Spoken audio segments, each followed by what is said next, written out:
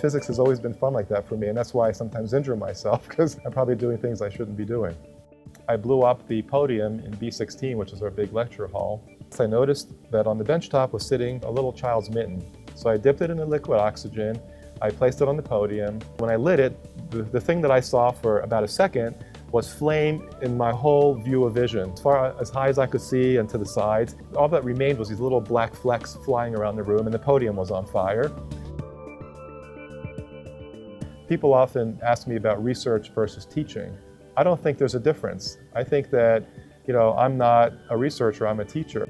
And so the best way to teach students is just to throw them in the lab and get them working. It's really a very helter-skelter kind of way of learning, but it's the best way to learn. And some of my students become my colleagues. I work with them, and then they eventually get excited about the work, and then after they graduate, we continue to collaborate, and the excitement continues. Areas like cancer therapies, where you can design a molecule specifically to stick to a tumor cell. The idea then is that you shine a laser beam to burn the tumor. We designed the molecule by computer. And then a chemist in China made such molecules. They were measured in Belgium by this student who was doing his joint PhD between our two universities. And we found the molecule that was 50% better than the best molecules that had ever been measured before. The phenomena that we're looking at is called the photomechanical effect. And what this means is that light can change the shape of the material, whereas one of these photomechanical units, and we call them MPUs, would control the flow of light the same way that a transistor controls the flow of electricity. The way we envision the smart material is to have these little MPUs built into a fiber, and there would be a string of these MPUs in a single fiber, so that when you shine light into that fiber, it could activate all those MPUs individually.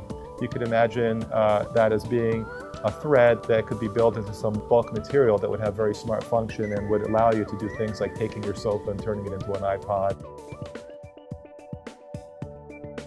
I think one of my problems personally is I'm a little bit crazy.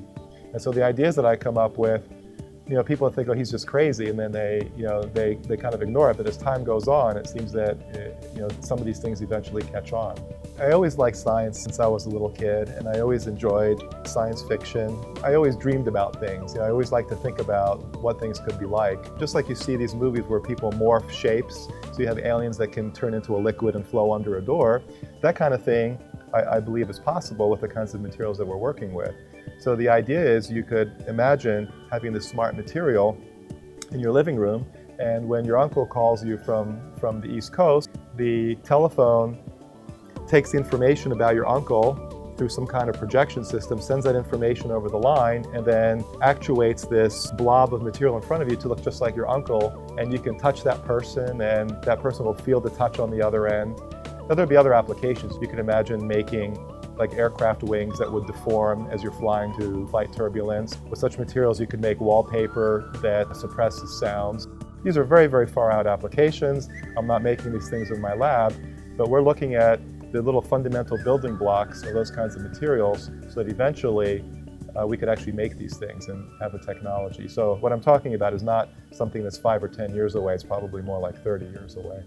So I rather be doing work where one idea 100 years from now can flower into all sorts of new things, as opposed to trying to improve something that exists today and make it a little bit better.